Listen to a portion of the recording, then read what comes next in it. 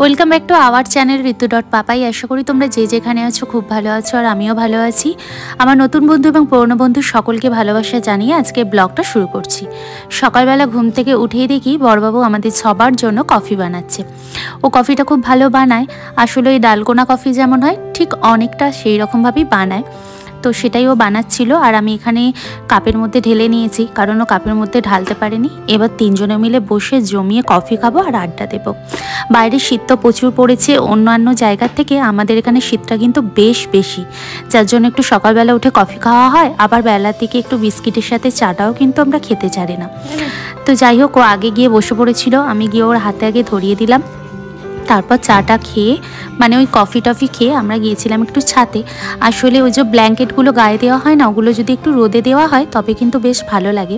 তাই রোদে দিতে বড়বাবু গিয়েছিল, আর আমি এসে রান্না চাপিয়েছি। রান্না বলতে আজকে আমরা নাস্তায় কী করব সেইটাই। বাড়িতে ভাগনাবাবু আছে, তো সেই জন্য হাজব্যান্ড আগের দিনকে ঘুগনির জন্য কড়াই ভিজিয়ে রেখেছিল। আজকে ঘুগনি হবে আর বানাবো চপ। চপটা আমি বাইরে থেকে নিয়ে আসতে মানা করেছি, তার কারণ হচ্ছে আমাদের এখানে যে চপটা হয় সেটা অনেকটা সাদাটে সাদাটে টাইপের হয়, আর আমাদের হাওড়ার ওই সাইড বা কলকাতার ওই সাইডের চপটা কিন্তু লাল লাল মতো হয়। তো আমি বললাম যে আমি বাড়িতে বানাবো, আর কিভাবে বানাবো সেটাও বন্ধুদের সাথে শেয়ার করা হয়ে যাবে। আলুটাকে আমি এখানে সিদ্ধ করে নিয়েছিলাম, আদা রসুন দিয়ে ভালো করে কষিয়ে নিয়ে চেপে বেসনে দিয়ে বানিয়েছিলাম। এদিকে নাস্তা খাওয়া হয়ে গেছে। আজকে ওরা সবাই বললো যে মাটন খাবো, তো সেই জন্য বাড়িতে আজকে মাটন বানানো হচ্ছে, আর ওখানে বানানো হচ্ছে বেগুনের ভর্তা। আগের দিন বেগুনের ভর্তা বানিয়েছিলাম, ওর খেতে খুব ভালো লেগেছিলো, সেই জন্য বানালাম। আর মেথি শাক বাড়িতে ছিল, মেথি শাক আলু ভাজা হয়েছে। মাটনের কালারটা দেখে তো তোমরা বুঝতেই পারছো কতটা সুন্দর হয়েছে। আর কি বলো তো, মাটন না লোহার কড়াতে করলে খুব সুন্দর কালার আসে, আর খেতেও কিন্তু বেশ টেস্টি হয়। একটু কালচে কালচে টাইপের কালারটা হয়, কিন্তু কালারটা বেশ লাল আর কালচের ঠিক মাঝখানে যেমন হয় সেই রকম আসে। যাই হোক, এখন আমরা লাঞ্চ করতে বসে পড়েছি। আজকের লাঞ্চে আছে মেথি আলু ভাজা, বেগুনের ভর্তা, আর আছে মাটন, আর ভাত, সঙ্গে আছে পেঁয়াজ। চলো তাড়াতাড়ি করে আমরা লাঞ্চটা করে নিই, তোমরাও সবাই করে নাও, পরে এসে কথা বলি।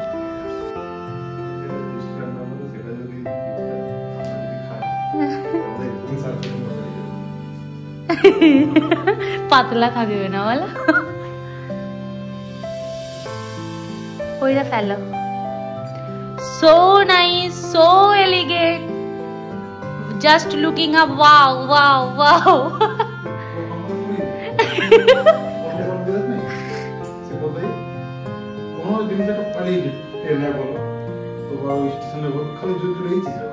একটু মজা মস্তি আনন্দ হৈহুল্য করবার পর সন্ধ্যে চা নিয়ে বসে পড়েছি। আমি সন্ধ্যেবেলা চায়ের সাথে বিস্কিটটা খেতে অতটা পছন্দ করি না, তাই শুধু চা খেয়েছি। তারপর একটু 8টার দিক করে আমরা বসে পড়েছি ফিশ ফ্রাই আর স্যালাড নিয়ে। তো চলো খাওয়া দাওয়া করে নিই। শুভ সকাল বন্ধুরা, এটা হচ্ছে পরের দিনকে। আসলে আগের দিন আমার ভিডিওটা শেষ করা হয়নি, তাই ভাবলাম এখন একটু ভিডিওটা করে নিই।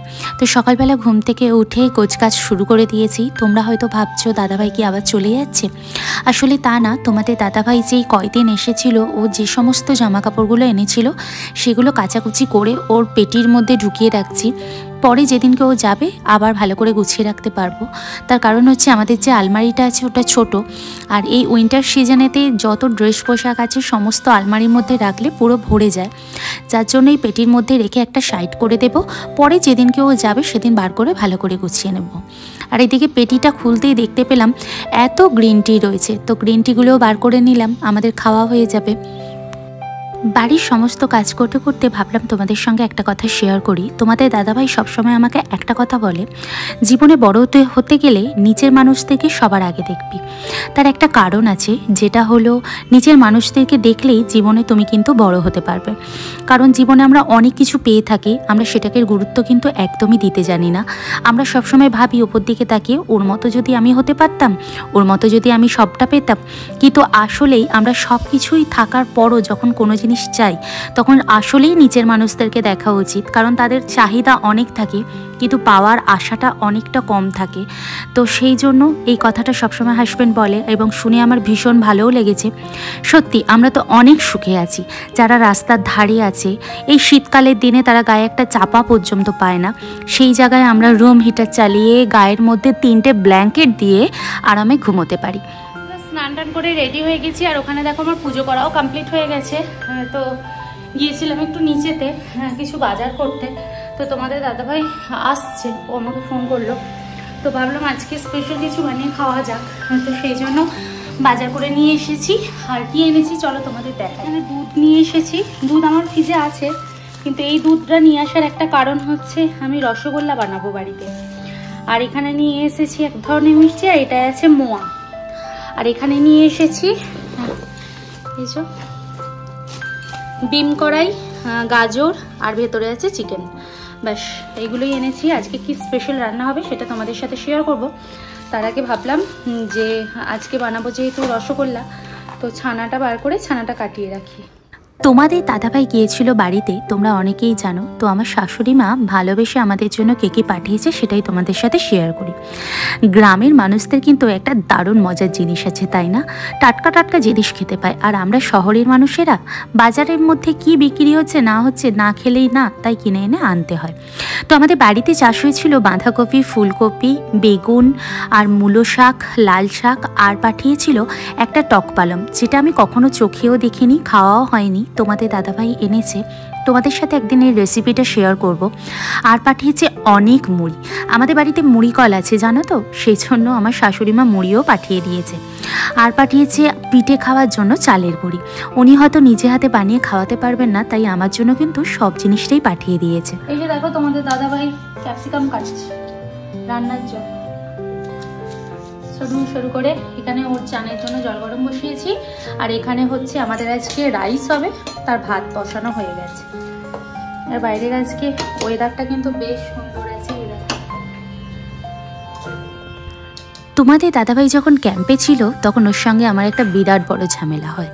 ঝামেলাটা কি আমি তোমাদের সাথে শেয়ার করছি। আসলে গত 2.5 বছর ধরে আমি নিজে রান্না করে খাচ্ছি, তো আমার একদম নিজে হাতে রান্না করে খেতে ভালো লাগে না, সেটা চিকেনই হোক, মাটনই হোক, বা যে কোনো জিনিসই হোক না কেন। এবারে তোমাদের দাদাভাইকে আমি বলেছিলাম বাড়িতে আসার পর যেন আমাকে রান্না করে খাওয়ায়। বাড়িতে আসার পর ও রান্না করে, কিন্তু খুব একটা বেশি করে না, মাঝে মাঝে করবে, মাঝে মাঝে করে না। তো ওকে আমি ঝগড়া করে বলেছিলাম এবারে বাড়িতে এসে যদি রান্না না করে খাওয়াস তবে তুই কিন্তু বাড়ি চলে যাস, একদম বাড়ি আসবি না। তো যাই হোক, এবারে মহারাজ রান্না করে আমাকে খাইয়েছে। রান্না হয়েছে চিকেন আর ফ্রাইড রাইস, যেটা হচ্ছে আমার খুব ফেভারিট। প্রায় 3-4 দিন ধরে আমি ওকে বলছি আমার চিকেন আর ফ্রাইড রাইস খেতে ইচ্ছে করছে। তো তোমাদের দাদাভাই কী বলো তো, ওই ভাতে মাছে ভাতে বাঙালি, ও ভাত খেতে ভীষণ পছন্দ করে, আর বিরিয়ানিটা খায় খুব অল্প। আর এই যে রাইসটা বলছি, এটা তো একদমই খেতে পছন্দ করে না, তার সঙ্গে পোলাওটা তো একদমই পছন্দ করে না। গোবিন্দভোগের যে একটা স্মেল থাকে সেটা তো পছন্দ করেই না। তবু আমার যেহেতু পছন্দ খেতে, তো সেই জন্য আমার সঙ্গে জোর করে ও কিন্তু আজকে বানিয়ে আমাকে খাইয়েছে। গুড ইভিনিং বন্ধুরা, এখন অনেকটা সন্ধে হয়ে গেছে, আর ঘুম থেকে মাত্র জাস্ট উঠলাম। তোমাদের দাদাভাই যাবে একবার নিচেতে কিছু জিনিস আনতে যেগুলো শেষ হয়ে গেছে, আর আমি যাব এখন একবার ছাদেতে, কারণ অনেক জামা কাপড় ছাদে আছে, সেগুলো আনবো। আর আজকে বাড়িতে বানাবো নান পুরি, তো কীভাবে বানাই সেটা আজকে তোমাদের সাথে শেয়ার করব। তো চলো ওঠা যাক। আজকে সন্ধেবেলা আমি বাড়িতে আজকে বানাবো নানপুরি। নানপুরি দেখেছি আমি অনেকেই ভিডিওর মধ্যে বানায়, তো আমারও আজকে বানাতে ইচ্ছে করলো, তাই তোমাদের দাদাভাইকে দিয়ে একটা দইয়ের প্যাকেট আর একটা ইস্টের ডাব্বা নিয়ে আসতে বলেছিলাম। তো ইস্টটাকে আমি 1 চামচের মতো দুধের মধ্যে ভিজিয়ে রেখেছি, আর এখানে আমি ময়দা নিয়ে নিয়েছি। ময়দার মধ্যে কিছুটা পরিমাণ নুন আর কিছুটা পরিমাণ চিনি দিয়ে ভালো করে মিক্সড করে নিতে হবে কিছুটা তেল দিয়ে।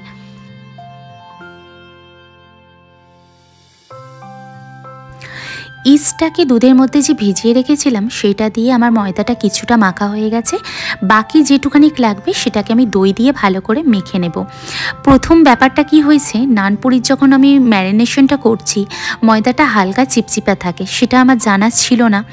তো যখন আমি দেখলাম যে হালকা চিপচিপা আছে, তার মধ্যে আরও কিছুটা ময়দা দিয়ে মেখেই যাচ্ছি, কিন্তু চিপচিপা তো কাটবেই না, কারণ ওর মধ্যে ইস্ট ছিল। আর আমার এখানে গরম জায়গা নেই বলে আমি এইভাবে ঢাকা দিয়ে রেখেছি।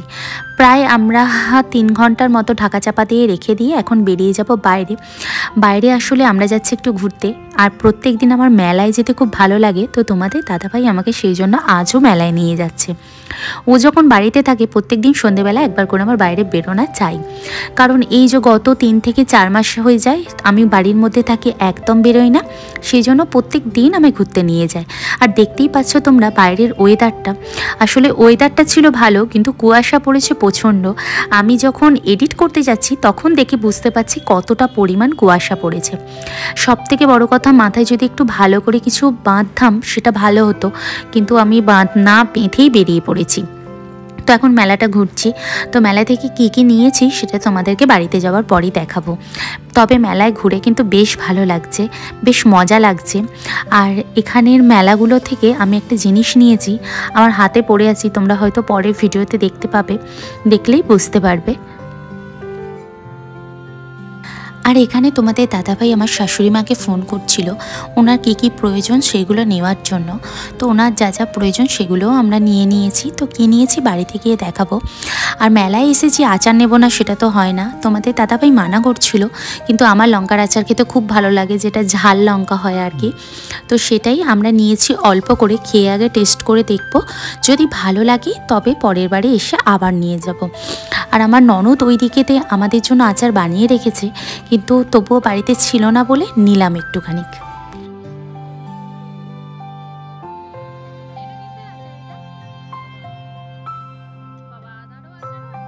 মেলা ঘোরা হয়ে গেছে, এখন আমরা যাচ্ছি বাড়িতে।